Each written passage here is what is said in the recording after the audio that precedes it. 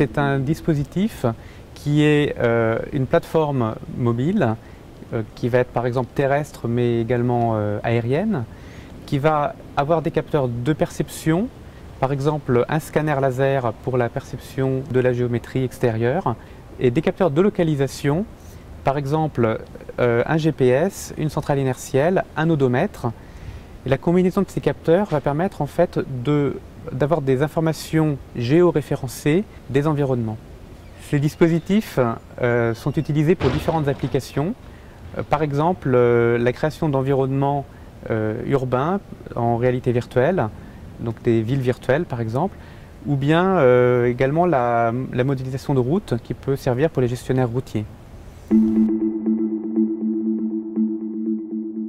La mobilité va apporter un plus grand rendement, une plus grande capacité d'acquisition de données, mais actuellement on n'est pas tout à fait concurrentiel en termes de précision. Une deuxième limite qui est assez forte, c'est que ces systèmes, lorsqu'on utilise des lasers 3D, génèrent beaucoup de points 3D, ce qu'on appelle des nuages de points, qui ont des quantités de points phénoménales, jusqu'à plusieurs centaines de millions de points par exemple. Donc actuellement il y a beaucoup de recherches qui sont menées sur l'automatisation des traitements. Ce que l'on cherche à faire, c'est de remplacer notamment le GPS, lorsque le GPS n'est pas assez précis dans certaines zones urbaines ou des zones de masquage du GPS, par les informations qui viennent des capteurs 3D. Et pour ça, on étudie des algorithmes innovants qui font de la fusion de données entre le GPS, la centrale inertielle et le capteur 3D pour gagner en précision. On s'inscrit pour ça dans la famille des approches de ce qu'on appelle le SLAM en robotique, ce qui signifie Simultaneous Localization and Mapping. L'objectif de ce projet, c'est justement de développer les technologies autour des systèmes mobiles de cartographie pour faire de la cartographie 3D de la voirie urbaine.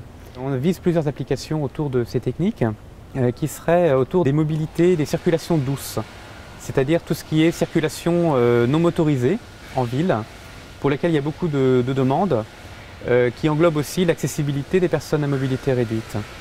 Pour ce projet, l'École des Mines est engagée sur à la fois l'acquisition précise des données, avec un système mobile de cartographie. Donc on a un prototype avec notre propre véhicule, nos propres capteurs.